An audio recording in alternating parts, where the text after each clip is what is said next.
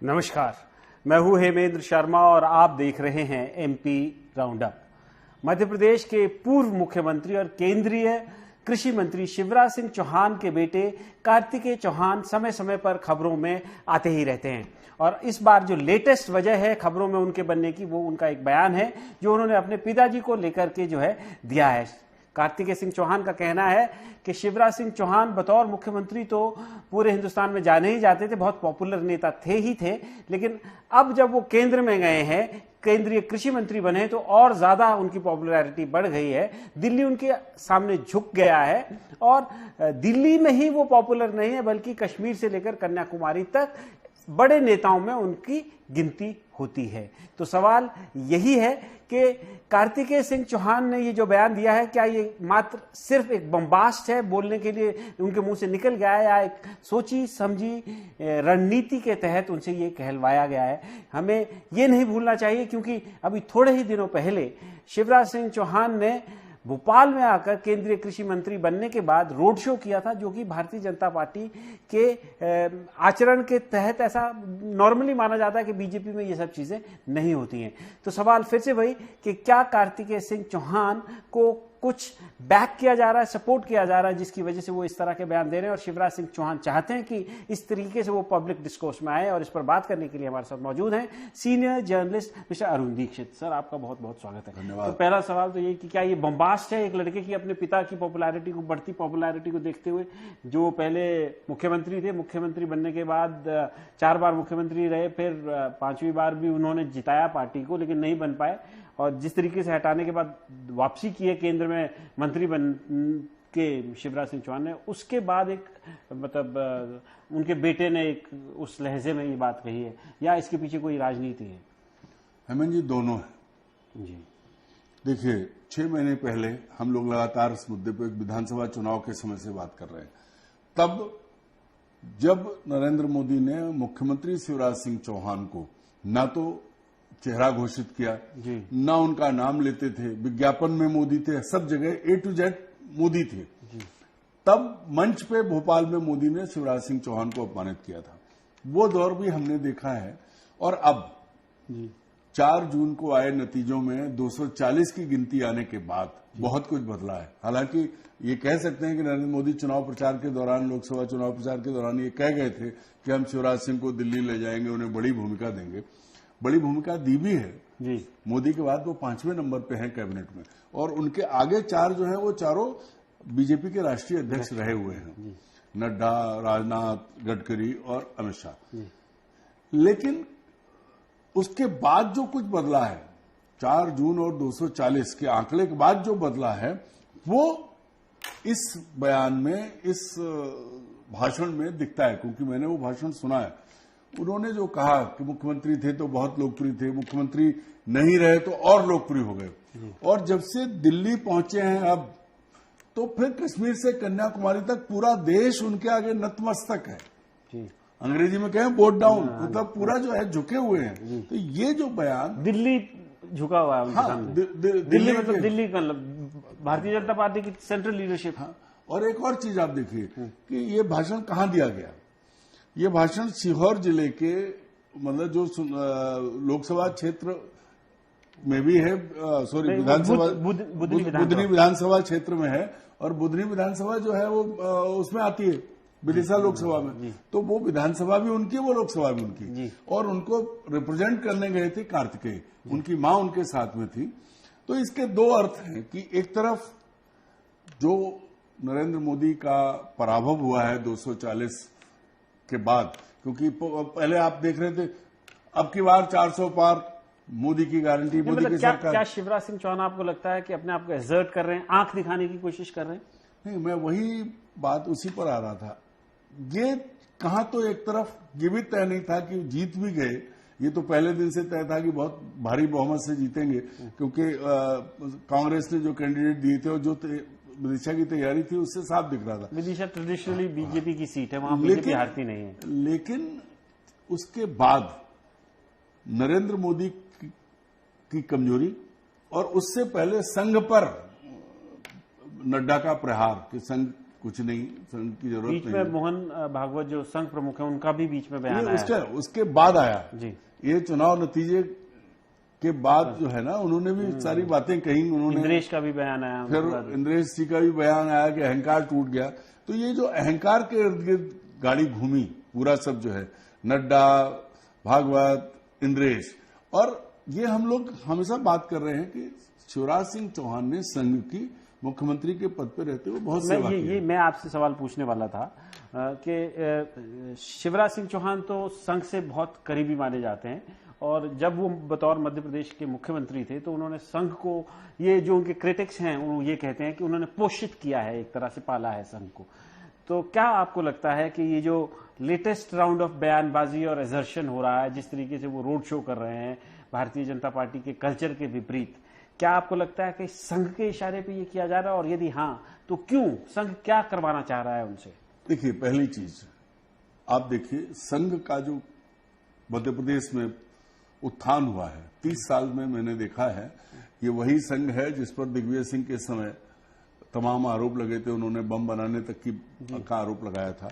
लेकिन शिवराज सिंह के 2005 में मुख्यमंत्री बनने के बाद संघ का जो भौतिक विस्तार हुआ है, संगठन का नहीं जी, बिल्डिंगें तमाम तरह के, अब देखिए जो इंफ्रास्ट्रक्चर इतना बड़ा हो गया है कि पूरे प्रदेश में हर जिले में भरपूर, मैं ये बात पूरी जिम्मेदारी के साथ कह रहा हूं कि शिवराज सिंह चौहान ने साइफनिंग जो सरकारी सिस्टम में होती है उसका बहुत बड़ा हिस्सा संघ पर खर्च किया, और पूरी विनम्रता से वो संघ के आगे, जब संघ के प्रमुख यहां आए शारदा विहार में जहां बैठक हुई, शिवराज जी वहां मौजूद रहे, उन्होंने कभी नरेंद्र मोदी की तरह संघ को आंख नहीं दिखाई।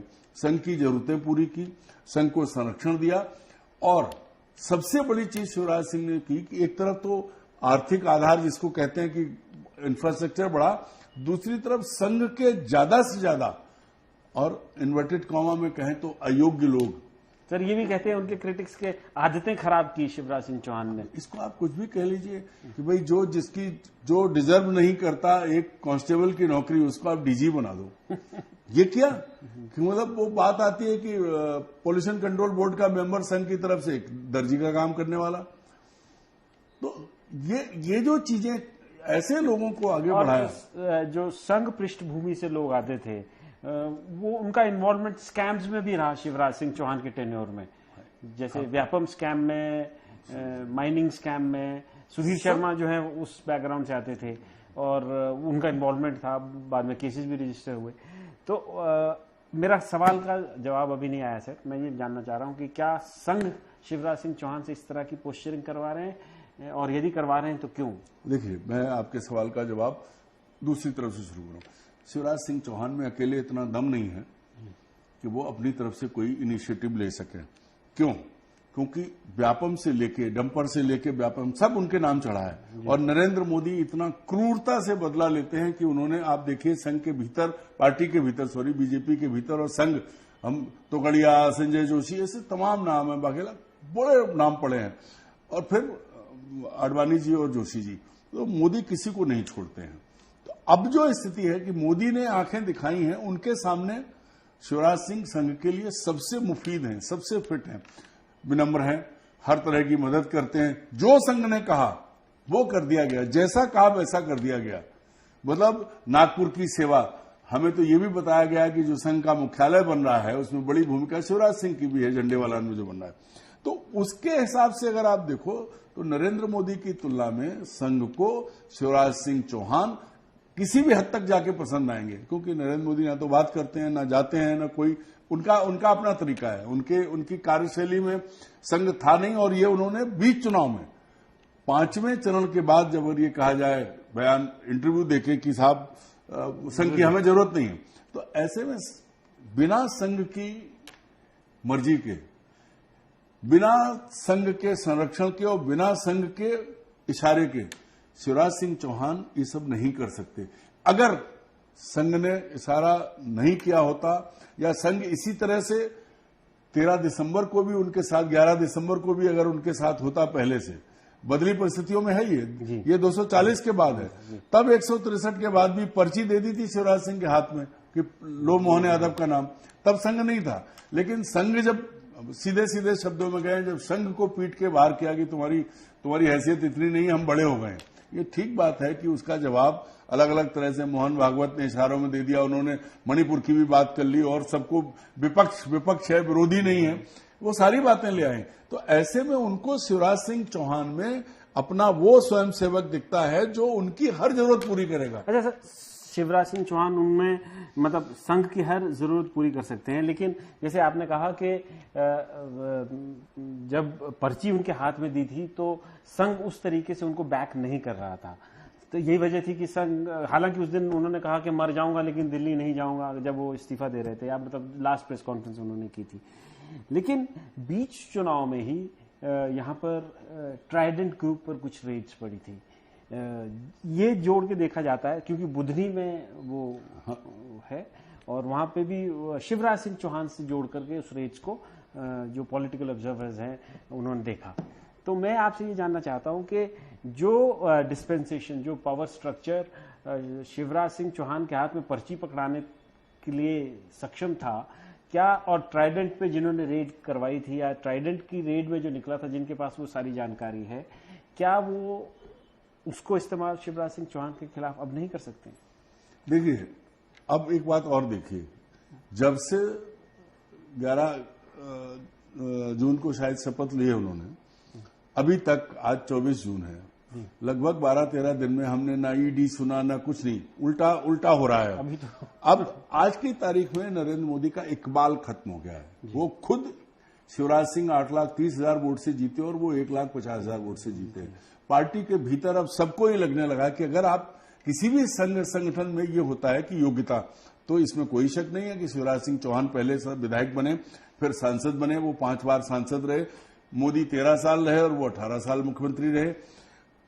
हर दृष्टि से, संघ की दृष्टि से बेहतर शिवराज सिंह चौहान को जहां कहो वहां कीर्तन करने लगेंगे, जहां कहो भजन गाने लगेंगे, मंच पे वो पत्नी मिलके गाने लगेंगे, लूट लेंगे मंच को लूट लेंगे। और किसी भी स्तर पर जाके क्या उनको लगेगा कि आपसे काम है तो आपके बगल में आके बैठ जाएंगे, एमएन से बड़ा कोई, ये उनका तरीका है, ये उनका स्टाइल है।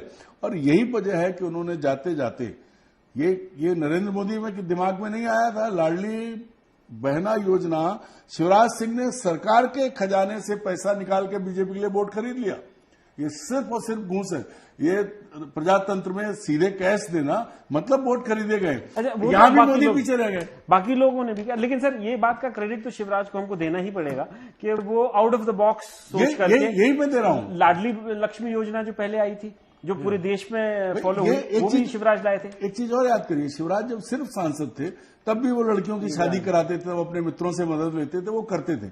और कहा जाता है कि तंत्र मंत्र सिद्धि सेवा सब उनके साथ चली, कहीं कोई इसमें वो नहीं है। लेकिन वही बात, जिस मुद्दे पे बात हो रही है कि सामने कौन है, सामने नरेंद्र मोदी है, जो अपने आगे किसी को देखना पसंद नहीं करते।